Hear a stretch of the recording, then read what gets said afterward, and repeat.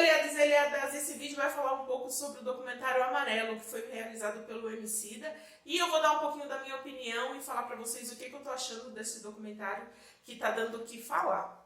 Bom, eu sou Ângela Medeiros, sou psicóloga e militante do movimento negro e de todos os movimentos possíveis para uma humanidade melhor e para a regeneração da consciência. E aí eu vou trazer para vocês um pouco da minha crítica em relação a esse documentário. A primeira coisa que eu tenho a dizer é que eu acredito que foi muito importante o Emicida fazer esse documentário, porque ele traz um pouco de ar, assim, um pouco de gás para a gente que faz parte da militância, que acompanha toda essa trajetória que a gente teve esse ano, que foi um ano muito difícil, um ano muito complicado e que trouxe muita dor, muito peso. Então eu acredito que o DVD sim foi um respiro em relação a esse tema. Mas a minha opinião geral em relação a tudo eu vou dar no final do vídeo, então fica até o final para você ver a minha síntese sobre todo esse documentário. Eu achei super interessante ele colocar algumas questões que muita gente não conhece, por exemplo, de como são feitas as construções no Brasil e principalmente em São Paulo. Dizer que nós construímos esses locais porque quando a população branca chegou na tentativa de embranquecimento do Brasil, que vamos combinar que deu muito errado, é lógico que daria muito errado, né? Quando essas pessoas chegaram, esses locais já estavam construídos, porque a escravidão durou muitos anos, né? Centenas de anos. E quem fez a construção desses monumentos foram pessoas pretas, escravizadas.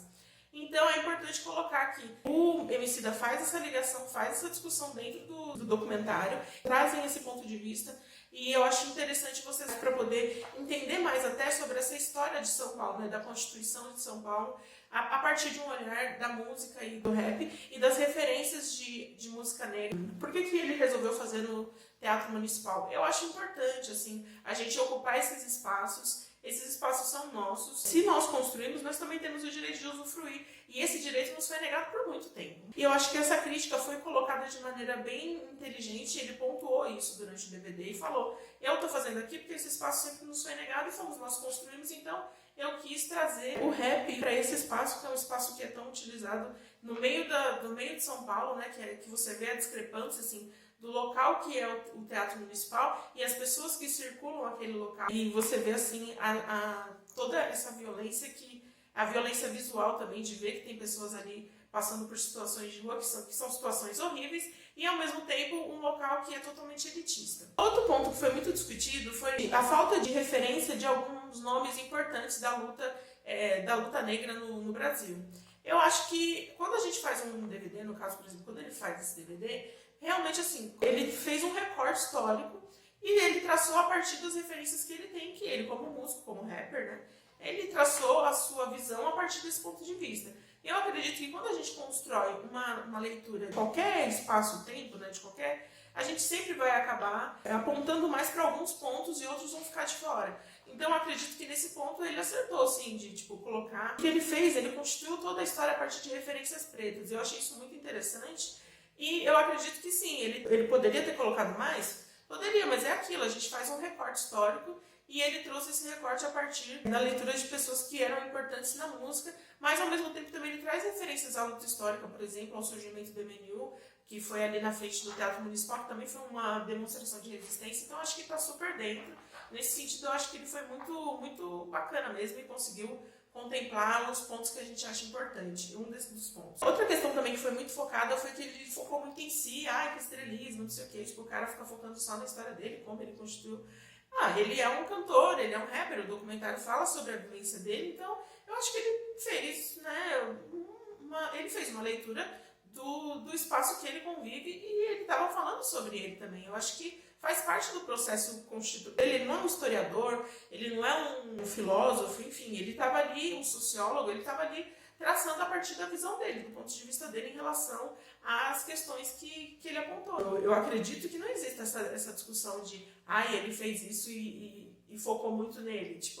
Ele trouxe diversas referências que muitas pessoas nem conhecem, nem sabem do histórico do samba, da construção das leituras do hip hop, do rap no Brasil. Por isso que eu falo que é importante fazer essa ligação, de assistir esses dois documentários, do Racionais e do Emicida, para você entender um pouco mais, assim, nesse sentido. Mas eu não acredito que isso seja uma forma de falar só sobre ele, que seja um estrelismo. Ele também estava divulgando ali o trabalho dele como músico, então faz parte. Outro ponto muito questionado também foi ele não falar sobre classe. Ele não falou sobre classe E eu fico pensando, o que é falar sobre classe no Brasil? Questão de classe. O que é a questão de classe? É falar sobre a questão econômica, como que isso circunda o país e como que essas discussões são importantes para entender o contexto do brasileiro, né, do povo preto no Brasil. Só que uma coisa que eu acho muito importante que as pessoas, principalmente da esquerda, entendam é que falar de classe não é só falar da visão marxista ou discutir economia de uma maneira muito cortadinha, com recortes como se fossem gavetinhas positivistas. A gente sempre faz essa crítica, né, de vamos compreender o mundo de uma maneira dialética, a gente tem que trazer, e eu não consigo ver essa discussão de dialeticidade quando a pessoa fala que quando uma pessoa está apontando a questão da escravidão no Brasil, ela não está falando sobre classe. Quando você fala sobre escravidão, você está falando do processo de distribuição de renda e que ela não foi distribuída no Brasil para a população preta.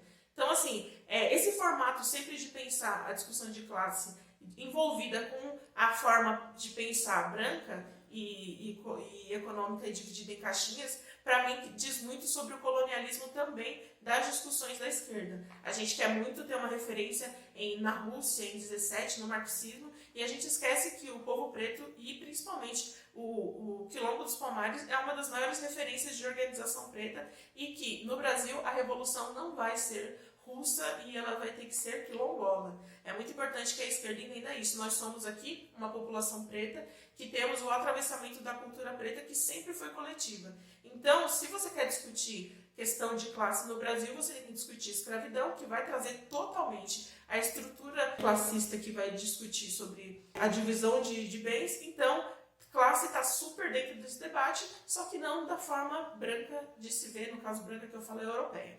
Então, gente, vamos começar a ver que o Brasil vai ter que fazer uma revolução quilombola. E a esquerda que não conseguiu entender isso, ela vai continuar patinando na discussão de 17, como que a gente vai fazer para ser igual aos bolcheviques. Nós não somos bolcheviques, nós somos africanos, descendentes de africanos. Então, vamos começar a pensar a revolução a partir da visão das pessoas que estão no Brasil. Então, vamos tirar essa mente colonizada sobre a questão de classe.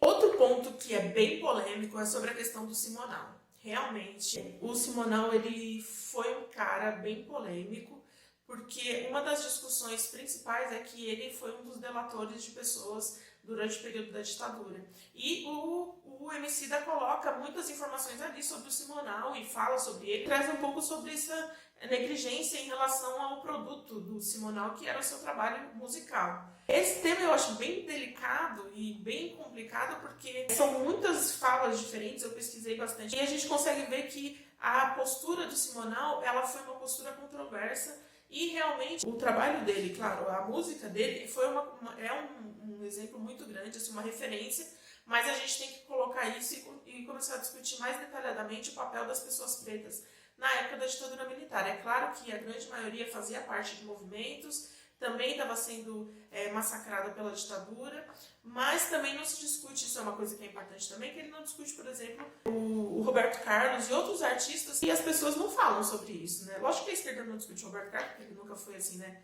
de esquerda, nada disso, muito pelo contrário, mas acho que é importante pensar, assim, da forma com que ele colocou o Simone, falando um pouco mais sobre a sua obra e a importância dela para a música, mas realmente a gente, entre pretos, em discussões, é importante pensar no papel do Simonal e como que isso se reflete hoje até em vários pretos e como eles lidam com as questões políticas na classe artística, né, e como eles se posicionam. Nesse ponto, eu acho que é importante a gente dar uma refletida melhor, assim, mas não vou dizer que foi errado ele colocar o Simonal. Outra coisa é sobre o fato de colocar pessoas pretas dentro do teatro municipal. Eu acredito que esse ponto foi meio que deu uma pecada, assim. Eu lembro que na época que foram lançados os convites para o evento, não, a venda dos ingressos, os ingressos se esgotaram rapidamente e eu vi diversas pessoas, amigos meus brancos, comprando esse ingresso e eu sei que pessoas pretas muitas vezes não iam ter condições de comprar esses ingressos e eu acredito que a representatividade em relação ao teatro municipal seria muito mais interessante se o Emicida tivesse decidido colocar, por exemplo, sei lá, 80% ou 60%, 70% da ocupação do teatro que fosse de pessoas pretas. Esse seria um trabalho muito mais efetivo ali dentro do teatro municipal para trazer a representatividade que a gente quis. É claro que ele tem que vender o produto dele, né, que é vender os ingressos, que ele tem que pagar toda a produção que ele fez ali do teatro, mas me doeu muito ver várias pessoas pretas do lado de fora assistindo, que traz também essa negação de direito ao espaço, porque se elas não estão lá dentro, elas estão fora e a gente sempre esteve fora. Então isso assim marcou bastante para mim, ver que as pessoas que estavam lá dentro, na sua maioria, não na sua maioria, né, porque a gente vê só algumas partes, mas eu queria ver muito mais pessoas pretas lá dentro. E eu acredito que nesse ponto ele podia ter sido um pouquinho melhor. Um ponto muito importante que eu achei assim, fenomenal, ele trazer a importância de Lélia Gonzalez e trazer essa leitura, a referência do movimento negro, que como eu disse, ele na ditadura assim, ele estava batalhando, estava lutando, e ele trazer a visibilidade do surgimento ali do MNU. Eu achei incrível ele ter colocado isso e trazer sim a Lélia Gonzalez e trazer a referência dela, e principalmente porque a Lélia Gonzalez, eu até arrepio quando falo dela, é uma mulher que muito me representa, porque ela é aquela que fala sobre a academia como um espaço que ele não traz, assim, que a gente realmente busca em relação ao respeito à população negra, mesmo nós ainda somos marginalizadas, e ela traz que a leitura acadêmica pode ser prejudicial porque não vai chegar até as comunidades. Então ela é uma referência nesse sentido, de trazer uma forma de discutir que seja acessível para pessoas pretas. Então, assim, trazer a Lélia Gonzalez e fazer com que as pessoas que estão na Netflix, né, que estão ali acessando, tenham acesso a essa autora é super importante. E eu achei isso um ponto muito bacana. Agora, para finalizar, aí eu quero dizer para vocês que o quê? Aí vai ser o meu ponto de vista em relação não só ao DVD, ó, eu muito senhora, né? Muito senhora. Então, em relação ao documentário, eu pensei em fazer esse vídeo e depois, como essa leitura, eu acabei tendo um giro 360. Porque depois que eu assisti o DVD e vi essas críticas, eu falei, pô, as pessoas querem ficar só criticando também, pô, o cara tá fazendo um trabalho, tá divulgando. Netflix é um local que muitas pessoas que têm acesso, né, e trazer isso foi super importante, ficar criticando, o que vale a pena ficar só criticando? Só que aí, ao mesmo tempo, eu vi a entrevista que ele deu no Roda Viva, como que ele trata diversas questões referentes a mulheres pretas, né? O histórico dele não é legal nesse sentido, ele tem um histórico muito complicado de fazer chacota de mulheres pretas, em postagens e tal, são coisas antigas, são. Mas quando ele tem um momento que ele pode falar ali sobre a questão da mulher preta e trazer novos significados para aquilo que ele fez no passado, ele simplesmente se defendeu. Ele trouxe o quê? Ele trouxe a visão de, putz, vocês sempre criticam o homem preto, mas quando vocês vão ver obras como, por exemplo, do Chico Buarque, que canta sobre as mulheres de Atenas, vocês não fazem essa crítica. E eu achei bem complicado esse posicionamento dele. Por quê? Porque ele poderia simplesmente falar, realmente eu tinha uma postura equivocada, a forma de se falar sobre mulheres pretas é terrível, as mulheres pretas já estão sempre às margens de todas as estatísticas no mercado de trabalho, são as mulheres que são mais rechaçadas, tal, tudo. E ele podia ter trazido assim, não, agora eu estou trabalhando em potencializar essas mulheres. Mas ele ficou só se esquivando e falando, não, mas eu fiz os trabalhos antes desse trabalho trepadeiro com mulheres, isso não é exaltado. Então, assim, essa forma dele discutir esses pontos não é de agora, assim, e ele não mudou nesse sentido. Então, para mim, essa ressalva que eu tinha previsto, ela se mantém, porque ele continua com esse discurso de, em vez de assumir a bronca, assim como, por exemplo, fez Racionais falando sobre a música que fazia uma discussão muito equivocada sobre mulheres, nesse caso ele fica relativizando a narrativa da construção da música, mas ele não aponta para esse ponto que eu acho super importante, que quando um artista do porte dele continua discutindo esses temas, sabendo que isso é um ponto que, para nós, mulheres pretas, é caro, e para todas as mulheres também, e não fazer um recorte de pensar nisso de uma maneira que, eu posso reavaliar e construir novas narrativas em relação a isso, eu acho muito complicado. Então, para mim, no momento que eu estava assim, eu já tinha... E também porque teve um outro caso da discussão lá de uma menina branca que ficou falando sobre os estereótipos de mulheres, de homens pretos, uma rapper, né? Quando ele vai falar sobre esse tema dessa menina, ele fala que nós não temos que nem ficar fazendo linchamento virtual. Mas, as mulheres pretas estavam ali pontuando, principalmente mulheres pretas, a questão de como os homens negros são vistos. E aí, como sempre, ele vai lá e dá aquela passadinha de poema, assim, que eu acho muito complicado e que eu acho que a gente tem que começar a questionar. Quando a gente vê homens pretos, principalmente a questão de... A maioria dos homens pretos que ascendem, seja no futebol, na arte, tudo, eles também têm essa questão de sempre terem relacionamentos interraciais. Esse é um debate muito importante que a gente vai fazer num outro vídeo, mas quando um homem preto ele se coloca, ele faz esse tipo de coisa com mulheres pretas e ainda continua e ainda tem relacionamento interracial, a subjetividade de meninos pretos e de meninas pretas, ela fica em jogo nesse sentido, porque isso é muito importante. Quando meninos pretos veem homens pretos que ascenderam e as suas companheiras são mulheres brancas, isso traz uma referência assim que não é a referência mais positiva. Mas isso a gente vai discutir num outro vídeo, sei que pode dar polêmica, que o amor não tem cor, mas sei lá, o amor também é político, né? O amor também é uma construção social, e aí também é um debate para um outro vídeo. E uma coisa que eu quero dizer também muito importante, agora finalizando mesmo,